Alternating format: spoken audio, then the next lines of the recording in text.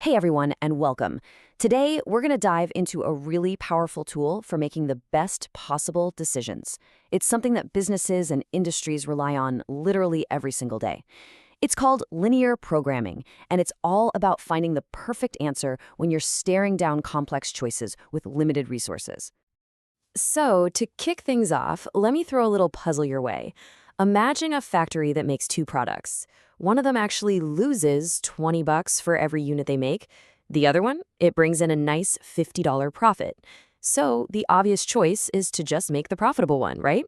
Well, maybe not. The real answer might just surprise you. You see, the problem is almost never that simple in the real world. It's not just about which product has a better price tag.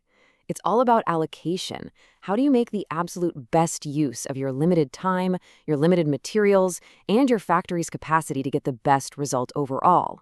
And that is the exact kind of challenge linear programming was born to solve.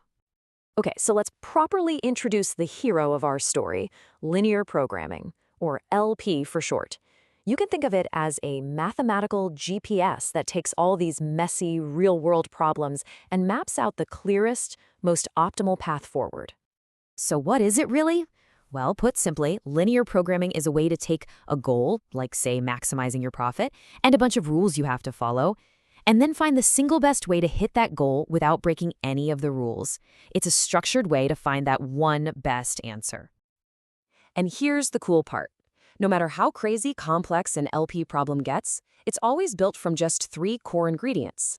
First, you've got your decision variables. These are basically the choices you get to make. Then there's the objective function. That's just a fancy way of saying your ultimate goal. And finally, you have your constraints. Those are the hard and fast rules of the game you just can't break. Theory's great and all, but the best way to really get a handle on LP is to build a model ourselves. So let's get our hands dirty and go back to that calculator factory. We're going to turn that puzzle into a solvable blueprint, one step at a time. And we're going to follow this really simple four-step process. Think of it as our roadmap. First, we'll figure out our choices. Second, we'll define our main goal.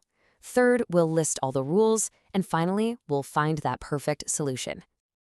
Okay, step one are decision variables, and this part's easy. We're just giving our choices names. So let's call the number of scientific calculators X, yep, that's our money loser, and we'll call the number of handheld calculators Y. That's our profitable one. Simple as that. Next up, our objective function. This is our goal, written out as an equation. We want to maximize our total profit, which we'll just call Z. Now, for every X we make, we lose $20, so that's minus 20X.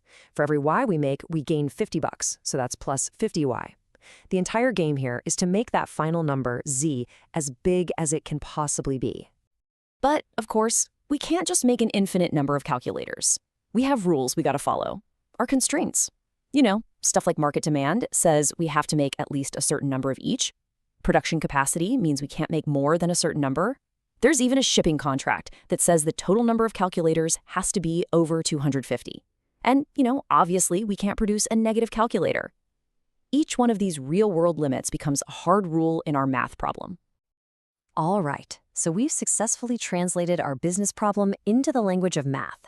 Now for the magic part. How does LP sift through all the millions of possible combinations of X and Y to find that single perfect answer? This is where things get really visual. If we were to take all those rules, all our constraints, and plot them on a graph, they would basically draw a fence around all the valid options. This shaded area, this shape, contains every single possible solution that doesn't break a single rule. And it has a cool name, the feasible region. You can think of it like this. Any point inside that fenced-in area is a possible production plan for the factory. It works.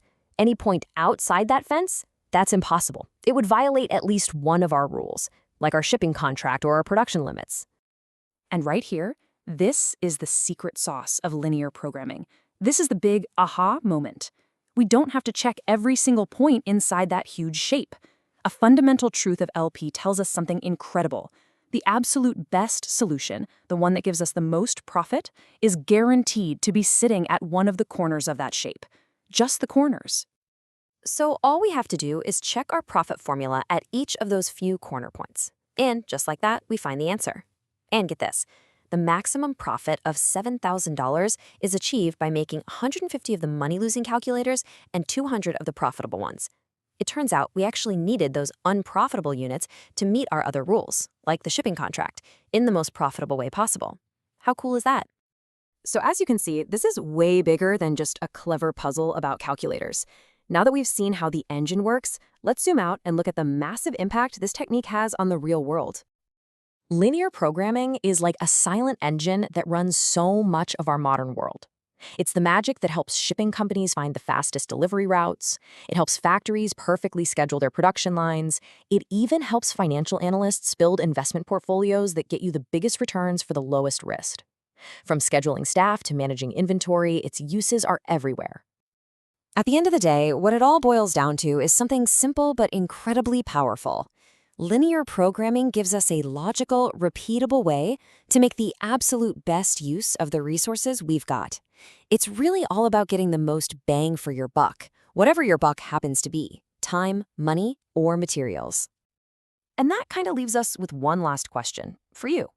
Now that you know the basic idea behind optimization, what about the complex choices that you face?